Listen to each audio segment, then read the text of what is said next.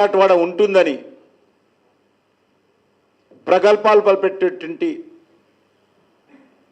శరద్ పవార్ గారి పట్ల కూడా ప్రజలు ఏ రకంగా తీర్పునిచ్చారో మనము అర్థం చేసుకోవచ్చు.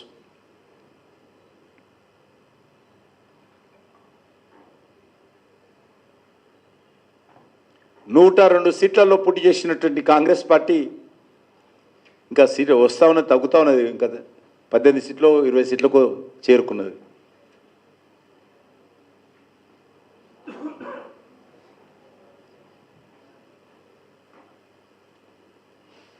ఈరోజు మనం చూస్తూ ఉన్నాం, దేశంలో ఇటీవల జరిగినటువంటి హర్యానా, జమ్మూ కాశ్మీర్ ఎలక్షన్ చూసాం.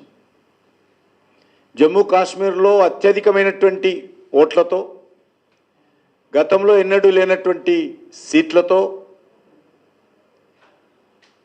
జమ్మూ కాశ్మీర్ యొక్క ప్రజలు మద్దతు కూడగట్టుకున్నాం.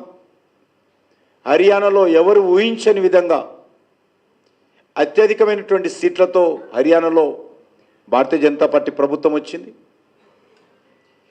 ఈరోజు వచ్చినటువంటి ఫలితాలు చూసినట్లయితే ఒక ప్రత్యేకమైనటువంటి పరిస్థితుల్లో జార్ఖండ్లో మేము అనుకున్నటువంటి లక్ష్యాలను నిలబెట్టకపోయినా మా పాత్ర మేము పోషించాము. గతంలో సీట్లు కానీ ఓట్లు కానీ మాకు అంతే వచ్చాయి. కానీ మహారాష్ట్రలో చూస్తే మా ఓట్ల సంఖ్య, సీట్ల సంఖ్య చాలా గణనీయంగా మహారాష్ట్రలో భారతీయ జనతా పార్టీకి రావడం జరిగింది. ఈరోజు గ్రామీణ ప్రాంతాలు తీసుకున్నట్లయితే మహారాష్ట్రలో 138 సీట్లుంటే వీళ్ళందరూ కలిసి 28 సీట్లకు వచ్చాయి. మాకు బీజేపీకి 138 సీట్లు వస్తే రూరల్ ఏరియాలో కాంగ్రెస్ పార్టీ నేతృత్వంలోని మరి కూటమికి 28 సీట్లు వచ్చాయి. ఇంకా తగ్గుతూ ఉన్నాయి చూస్తూ ఉంటే. ఈరోజు చూస్తుండాలి, సంజయ్ రౌత్ అనేటువంటి ఒక పనికిరాని ఒక రాజకీయ నాయకుడు ఉన్నాడు. ఆయన కనీసం చెప్పడానికి సిగ్గు అనిపించదు. ఆయన ఈవీఎంస్ మేనేజ్ చేశారు, ఈవీఎంస్ కుట్ర చేశారు.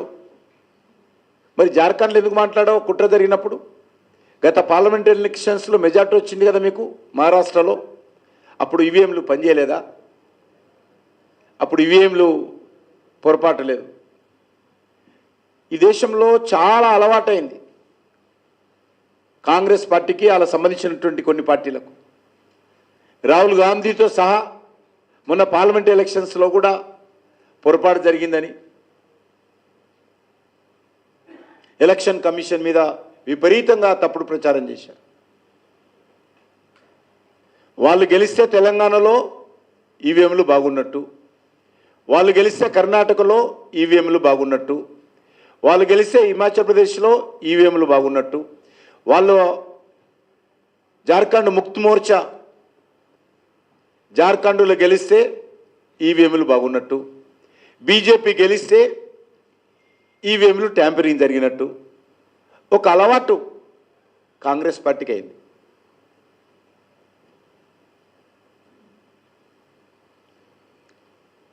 రాజ్యాంగబద్ధమైనటువంటి సంస్థలను నిర్వీర్యం చేయడము, ఇతర దేశాలకు వెళ్ళి భారతీయ జనతా పార్టీ పట్ల, భారతదేశం పట్ల, నరేంద్ర మోడీ పట్ల విషం చల్లడము,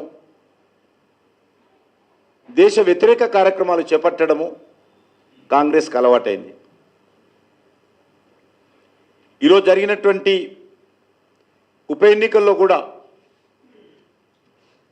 భారతీయ జనతా పార్టీ ఇతర పార్టీలకు సంబంధించినటువంటి సీట్లలో కూడా పాగా వేసింది. ఇంకా పూర్తిస్థాయి ఫలితాలు రాలేదు. 2 పార్లమెంట్ సీట్లుంటే నాందేడు సీటును బీజేపీ నిలబెట్టుకునేటువంటి ప్రయత్నం చేస్తుంది. ఫలితాలు పూర్తిగా వస్తాయి. అదేవిధంగా రాహుల్ గాంధీ రాజీనామా చేసినటువంటి సీట్లో బీజేపీ గట్టి పోటీ, ప్రధాన ప్రతిపక్షంగా పాత్ర అక్కడ మరి సోనియా గాంధీ కుటుంబ